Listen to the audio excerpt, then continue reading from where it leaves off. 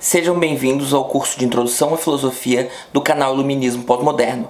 Meu nome é Daniel Cidade, eu sou professor de Filosofia e vou trazer então um curso para vocês no qual eu vou pressupor que você não sabe nada de filosofia, que você tá chegando agora, tá curioso para saber o que é filosofia, mas eu também vou pressupor que pessoas que já sabem um pouco ou até muito possam estar interessadas e possam querer, as que sabem muito, querer ver a perspectiva de tanto a minha perspectiva pessoal quanto os autores que eu vou trazer aqui para fundamentar o que eu estou dizendo e dar uma renovada no conhecimento. Pessoas que só têm conhecimento mediano vão estar interessadas em adquirir um pouco de conhecimento, em concordar ou discordar, questionar e colocar um pouco desse conhecimento, dar uma chacoalhada para ver o que sai daí. As primeiras 3 aulas eu vou me deter só no conceito de filosofia, o que é filosofia, tentar destrinchar o que seria filosofia. Isso vai gerar uma necessidade para uma série de outras aulas. Esse curso de introdução é um curso baseado em conceitos que dialogam com a filosofia, então a gente vai falar de mitologia, vai falar das condições políticas, históricas para o surgimento da filosofia. A gente vai dividir a filosofia em 4 períodos tradicionais que se divide a filosofia e tentar trabalhar as diferenças entre cada um deles e vai tentar trazer a filosofia para hoje, para depois inclusive poder ter um acesso mais interessante nos próximos cursos que vão vir por aqui. Então, quando eu acabar, eu tenho umas de 10 a 15 aulas mais ou menos previstas para esse curso de introdução. Depois eu vou fazer um curso só sobre os pré-socráticos, depois um só sobre Sócrates, Platão e Aristóteles, e a ideia é que esse curso sirva como base para isso tudo. E, enfim, também, para quem não conhece, eu já tenho aulas de Foucault, que é o autor com que eu estou mais familiarizado. Então vamos começar. Então, para essa primeira aula, eu quero trazer o livro da Marilena Chaui, Convite à Filosofia, que é um livro bastante interessante para quem está começando, tá? É um livro um pouco longo, é um livro que passa um pouco rápido por uma série de conceitos, mas traz bastante coisa interessante. Então, com a Marilena Chaui, como é que a gente pode explorar? Como é que a gente pode tentar entender o que é essa filosofia? Bom, vamos fornecer algumas perspectivas, porque não tem uma única maneira de entender o que é filosofia. Vamos pensar, por exemplo, uma perspectiva histórica. Os historiadores da filosofia dizem que ela possui data e local de nascimento, no final do século VII a.C. e início do século VI, nas colônias gregas da Ásia Menor, particularmente as que formavam uma região denominada Jônica, na cidade de Mileto. E o primeiro filósofo foi Tales de Mileto. Bom, perspectiva histórica, quando nasceu, né? Final do século VII, início do século VI, né? Por que ela não dá uma data precisa? Porque a gente não tem uma data precisa, então existe certa especulação sobre as datas, especialmente na filosofia antiga, quando os registros ainda são um pouco precários, né? Perdeu-se muita coisa. Os pré-socráticos são conhecidos como os primeiros filósofos, então, sendo Tales de Mileto o primeiro filósofo. Eventualmente a gente vai tentar entender por quê, não nessa aula. E perde-se os escritos dele. Então isso é bastante problemático. É uma dificuldade que a filosofia encontra, né? O seu início a gente tem fontes aí, algumas fontes são de autoria duvidosa, outras fontes se perderam, mas ficam fontes de segunda mão. Então, por exemplo, Diógenes Laércio vai escrever sobre os filósofos desse período, mas isso alguns séculos depois. Então tem todas essas dificuldades. Mas uma definição histórica, a filosofia é essa tradição, né, a filosofia ocidental pelo menos, que surge no século 7 a 6 a.C.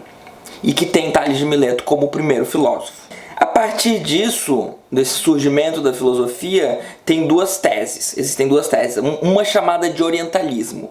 O que é orientalismo? Os filósofos gregos com certeza não foram as primeiras pessoas a terem grandes pensamentos, a se lidarem com uma série de questões bastante interessantes, a fazerem descobertas intelectuais importantes. O mundo oriental já estava cheio delas. E tinha certo intercâmbio cultural entre os orientais e entre esses gregos aí desse período. Então, a tese orientalista vai dizer que a filosofia nasce desse pensamento oriental, diretamente. Muitas vezes ela é cópia desse pensamento oriental. Então existe a tese orientalista forte, né? Que a filosofia não nasce como uma certa mera cópia ou diretamente desse mundo oriental, e um orientalismo mais fraco. Não, calma, né? Nasceu ali, teve influência, mas tem algo mais, né? Então, contrapondo a tese do orientalismo, a gente tem a tese do milagre grego, né? O que seria o milagre grego? Bom, a Grécia Antiga criou algo novo que o mundo inteiro não tinha nem pensado em fazer, que esse algo novo seria a filosofia, e é um milagre. Foi só a mera genialidade dessas pessoas criou o que a gente chama de filosofia. Existe, então, é uma tese forte, né, que a gente pode diluir e falar, calma aí, chegar no meio termo, que é mais ou menos onde a Marilena Chaui propõe, entender que existe sim muita influência no mundo oriental, mas existe algo que os gregos acrescentam que até então não tinha surgido. Esse algo a gente vai chamar de filosofia. Então ela vai dizer que os gregos imprimiram mudanças bastante profundas naquilo que a gente chama de pensamento oriental. Então tem algo novo que a gente pode chamar de filosofia, sim, e que tem sua origem na Grécia Antiga. A gente também pode tentar entender a filosofia a partir de definições, a partir do próprio uso que a gente faz no cotidiano. Então a Marilena Chaui propõe 4 definições, no qual a quarta seria a mais adequada. Uma visão de mundo. Você com certeza já ouviu ou já até falou, né? Eu tenho uma filosofia de vida que é bababá, bababá, bababá. Entender a filosofia como uma visão de mundo. 2. Uma sabedoria de vida. Você com certeza encontra pessoas sábias pelo mundo, pela sua vida. Existem pessoas que muitas vezes são inclusive sábias de maneira intuitiva, outras têm uma série de conhecimentos pelo qual elas geram a sua vida, e algumas fazem isso muito bem.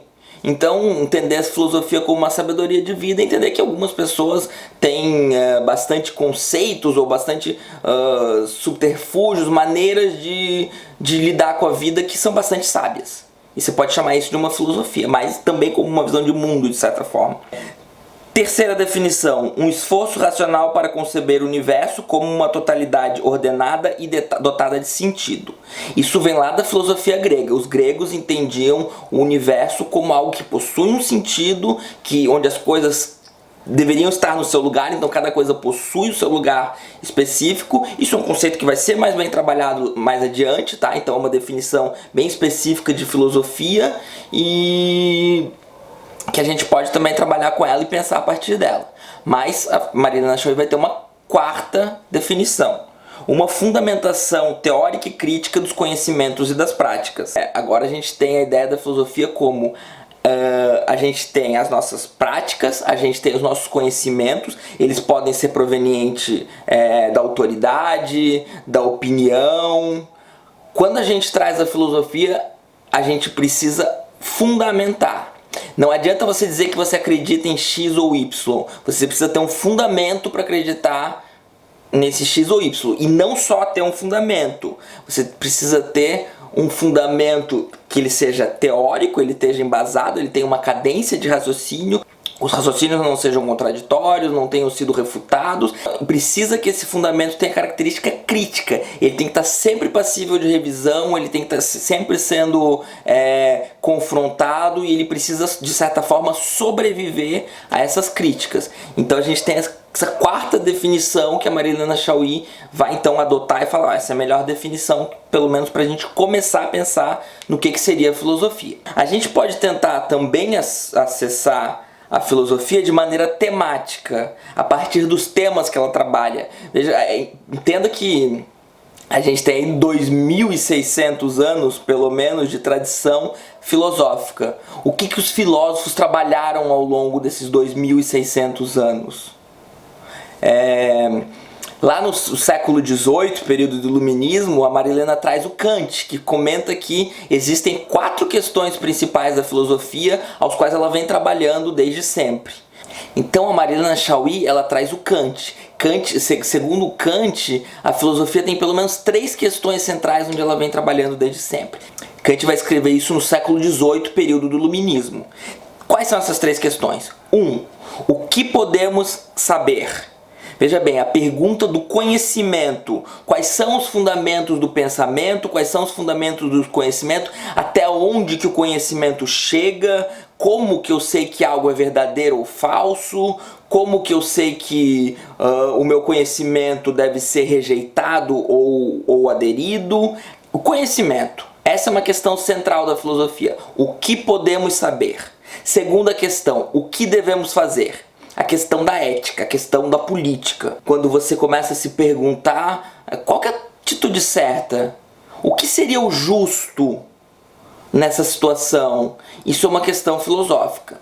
Quando você vai viver com os seres humanos, você precisa adequar o seu comportamento e isso sempre levanta questões filosóficas.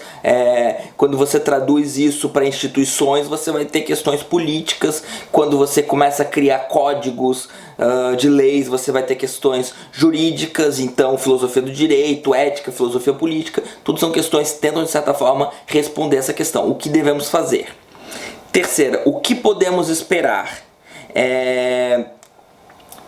A religião tenta responder essa pergunta de uma maneira, através das escrituras, através da fé em algum ser divino. A filosofia também vai tentar responder isso de outra maneira, usando então a razão, usando a lógica, usando as ferramentas filosóficas que precisam ser também trabalhadas.